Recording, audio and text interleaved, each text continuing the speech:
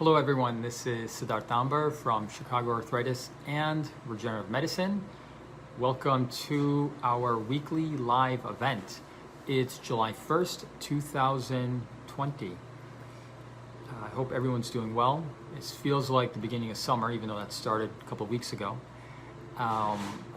Here in Chicago, we've started to enter phase 4 of the coronavirus response, which generally means that certain retail establishments, including restaurants, and I believe bars, are now allowed to allow something like 25% of their normal volume of patrons. That's a nice small win for us here in Chicago, since we had so really clamped down pretty hard for a couple months. We've been able to start slowly easing into this new normal. At the same time, we have other parts of the country that weren't quite as I don't know if I want to say diligent or aggressive when it came to precautions when they were reopening, and now they're in a position where they have to start kind of pulling back as well. My sense is that this sort of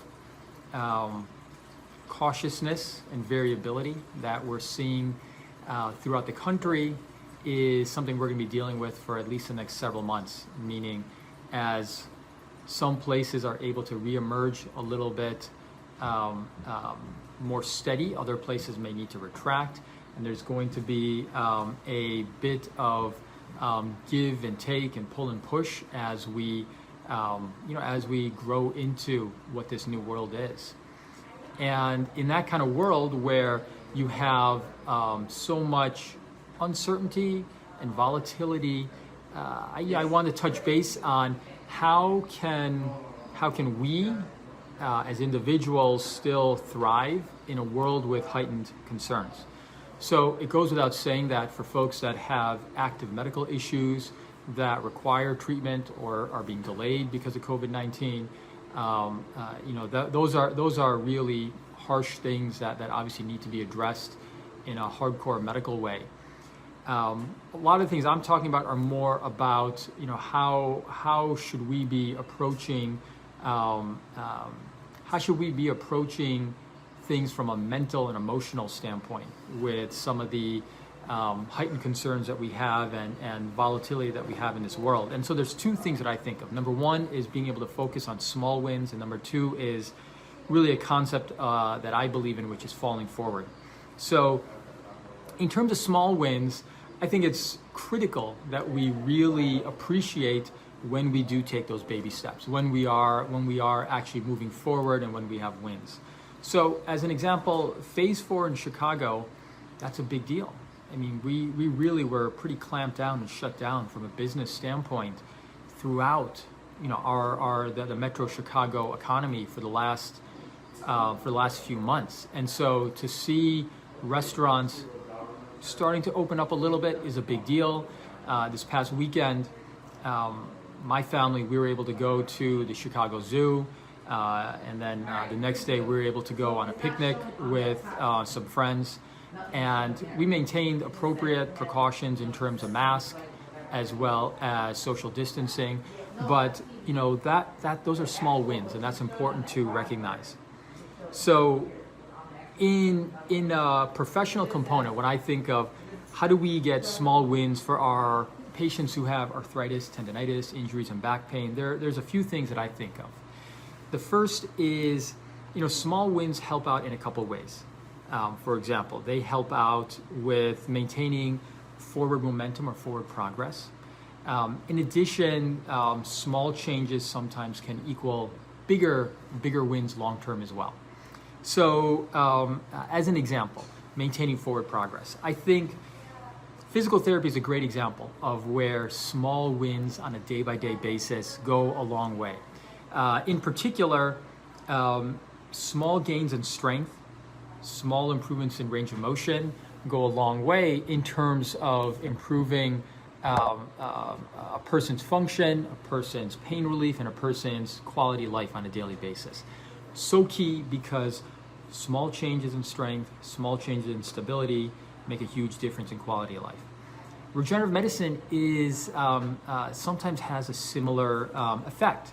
For example, improving stability, which is a lot of what we're doing when we're treating ligaments, soft tissue structures, tendons, muscles, labrum, meniscus, that even just a small amount of improvement in stability and strength in those tissues goes a long way in terms of improving function as well.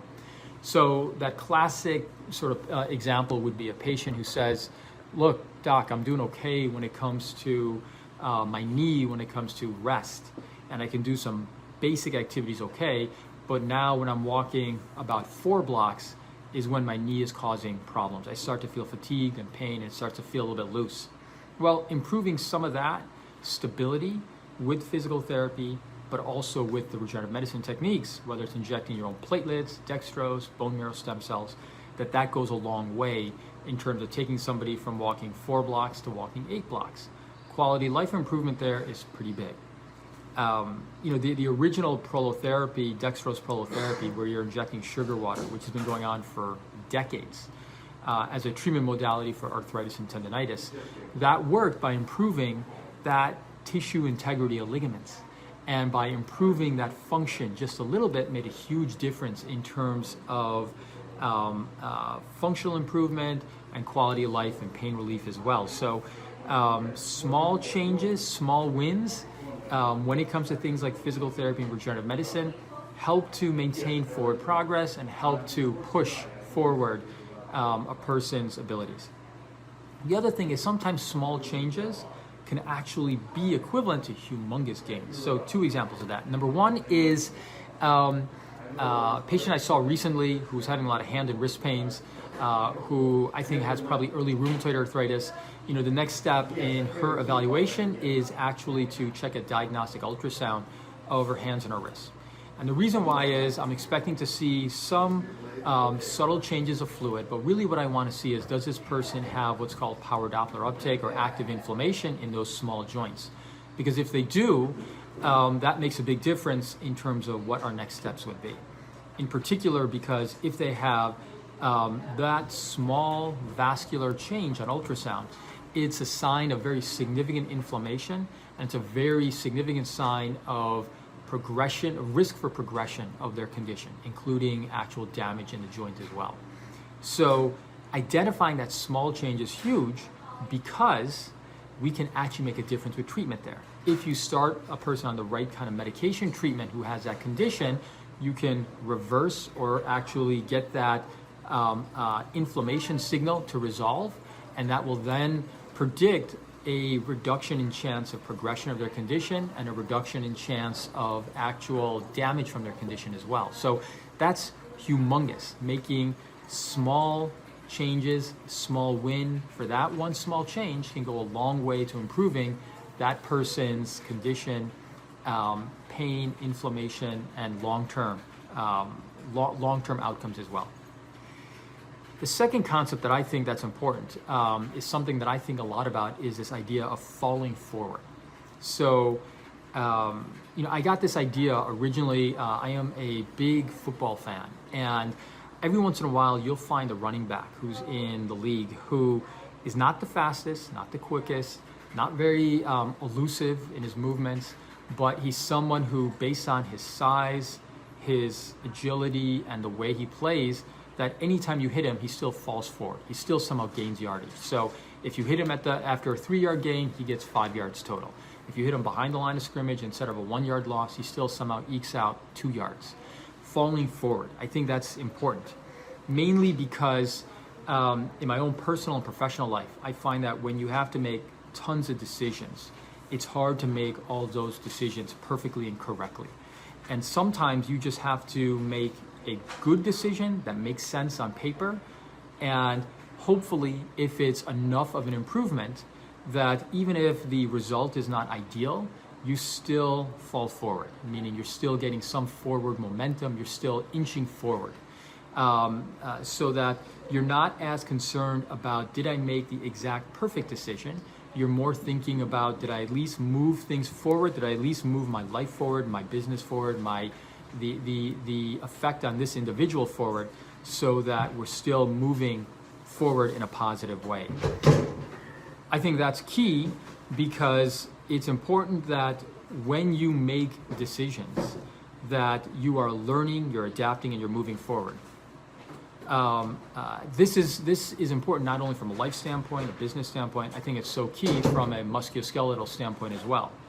Namely, for the following two reasons, two examples. I had a patient ask me recently about what to expect after his regenerative medicine treatment. And the key for him to understand is that that first couple of weeks are going to be a little bit up and down. That he may feel like his progress is a little bit up, a little bit down. But the key is to understand that as long as you're inching forward, falling forward, you're making progress. And that long term, that sort of slow progress of falling forward will eventually equal big gains long term. I think physical therapy and exercise is the same thing. There'll be moments where you feel like you're doing well, and there may be moments where you feel like you have a little bit of retraction. That little bit of retraction, that can occur, and that's okay, because that's part of the process of healing and improving, meaning that it's not a linear straight line.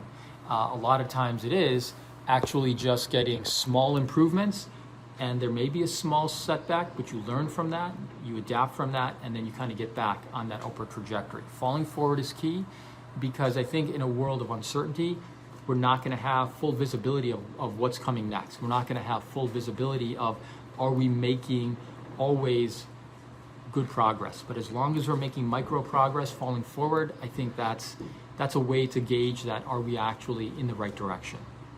So in this world of heightened uncertainty and concern, I think whether it comes to your own personal life, whether it comes to your own professional life, and certainly when it comes to your own musculoskeletal health, those are the key things. Are you making small wins again and again? And are you falling forward? I think if you are, then you're headed in the right direction. You're still growth oriented. You're still moving positively. I think that goes a long way.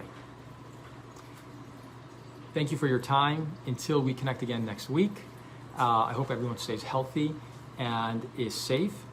As a reminder again, I'm publishing two things right now. The first is obviously this weekly live kind of interaction. The other one is a weekly educational meeting that I have with my own team every week. We're publishing that as well. Good way to kind of learn from both of them in a slightly different way. But until next week, I hope everyone stays healthy and live well. Bye-bye.